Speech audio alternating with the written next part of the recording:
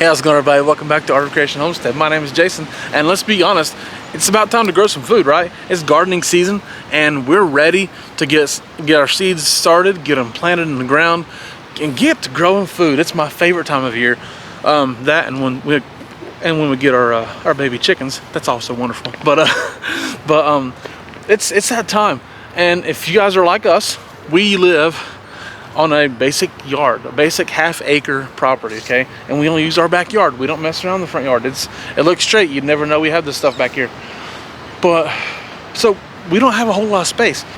So what we want to talk to you today about is five vegetables that you can grow for the most food production in a small space. Now we're going to talk about what those vegetables are, how you need to plant them, and maybe the method you need to go through, the time of year you need to go into, and how you, and just the overall idea of it. First thing we want to mention is a tromboncina. We grew tromboncina before. We were the most successful with it last year. It is an amazing vegetable. It's a squash that can be used as a summer squash or a winter squash. Essentially, it's like a zucchini. It's a very mild, flavorful zucchini. But you can grow it on a trellis. It gets massive, huge. It's like growing 6 zucchinis in one sometimes, or maybe more. It's really awesome, produces well, and you can put it on trellis again, so you can save a little space. Like for our trellis, we'll just put T-posts in the ground and get some welded wire and put them up and run it, and it'll just run on this. Actually, here's the remnants of last year's. We never pulled it down, how well it ran and went everywhere, grew up over there. Massive producer, freezes well, and can be used in multiple preparations, like I said, like a zucchini or like a winter squash. That's awesome. So anybody who's looking to grow a lot of food, you can put a lot of food in the freezer with just a couple of tromboncina plants. Next thing's gonna sound a little weird because it seems kind of simple, but I'm gonna say you need to plant some lettuce in a green stalk. Just a green stalk like this, and we actually have some seeds planted, and if you see, they've already sprouted. They're looking good. Now the reason I say that is, first of all, this green stalk you can plant straight up. See, no space, 30 plants and 18 inches square, essentially, maybe 2 feet square, just in general. But it grows. First of all, it grows green. It grows anything really well, but greens do awesome in it. And you can plant the greens early. That's key, okay? Because lettuce needs to be planted, before it gets super hot, because it gets bitter and bolts because the seed. So you could put a ton of lettuce in this. I mean, think about this for a minute. Lettuce, if you're a lettuce eater of any kind, a salad eater of any kind, lettuce will cost you $3 to $5 in most places for an organic head of lettuce, loose leaf lettuce. Okay, whether it be red or green leaf or romaine, it's going to cost you $3 to $5. You can buy a pack of lettuce seeds for $3. You get 800 to 1,000 seeds in a pack of lettuce seeds for $3. So that's quite a bit difference.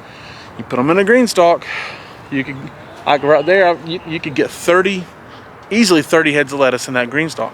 Okay, so that's $90 to $150. Yes, green stalk is an investment, but you can get $90 to $150 of lettuce, just simply lettuce in that, okay? And not to mention throughout the rest of the year as well. So yes, we are affiliates of green stalk. Yes, we'll have a link below and a promo code you can use if you want one. A lot of sales are coming up this time of year. You can do that if you want to grow in a green stalk. And I'm just telling you, it works. And for the third thing, when you're done with that lettuce in the green stalk, you'll be done with it. Should be done before summer starts. Go find you a fast-growing bush bean, okay? Whether it be Contender, Blue Lake, Provider, a really fast-growing bush bean. Those 3 bush beans all grow in under 60 days, and you can get a lot of bush beans off of those plants. So when all the lettuce or greens or whatever you put in that green stalk comes out early, put those seeds in. You could probably put 3 seeds in a pocket, to be honest with you. And so you can get 90 seeds, so 90 bean plants inside that green stalk to grow beans in it after the lettuce and greens come out. So that's the third thing to grow in those things. We did it last year and it was amazing.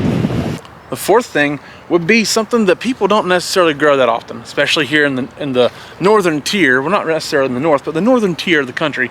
We're in Southwest Ohio. Is butter peas, okay? Butter peas, it's a different thing. It's not a lima bean, it's not a butter bean, it's a butter pea. Now some places might call it a lima bean or whatever. It's a butter pea. We grow White Dixie butter peas and Jackson Wonder butter peas. Okay, now those are bush varieties.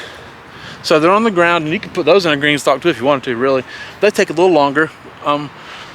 But there are varieties that you can grow that are pole varieties. So what I would suggest, if you're trying to save as much space possible, is to buy the pole varieties. I think one of them is called a Christmas bean, Christmas pole, lima or something. I don't know what they call it. But you can find pole varieties and put a pole variety on a teepee, build yourself a teepee, and it'll grow straight up that teepee, and you'll have, you know, a lot of seeds, depends on how big your teepee is, growing straight up and not take up more than, you know, 18 inches to 2 feet of space in your garden. Works really well. They're heavy producers. They're super flavorful, super delicious, and super nutritious. So let's review. We're saying plant a tromboncina on a trellis. We're saying plant lettuce in a green stalk. Then when that lettuce comes out, plant some bush beans in that green stalk. And then we're saying to find some butter beans or butter peas and put them on a trellis if you want, or bush variety works well too. So that's 4. The 5th thing sounds kind of simple, but put a Roma tomato in a grow bag. Okay, we love the green stalk. Green stalk works well, and certain varieties of tomatoes work really well in there. Okay, but a Roma tomato, an heirloom Roma tomato in a grow bag is amazing.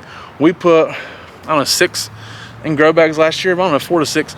They killed it. They crushed it. They didn't stop producing. They're determinate tomatoes and kind of supposed to stop producing earlier, I think. Those didn't. They killed it. Now, they were Roma seeds that we bought from migardener.com, okay? They were amazing tomatoes. Put them in a 15-gallon grow bag. Fill it with potting mix. Potting mix is key for container gardening. At any kind, you have to use potting mix, a light mix. Not a garden soil, not a topsoil. Potting mix, okay? But you put a Roma tomato inside of a 15-gallon grow bag, it will crush it. It does amazing. It does wonderful. The grow bags, you can move them around, chase the sun with them if you need to, or if you put it in a spot and you don't like how it's sitting in the sun, you can put it to another spot.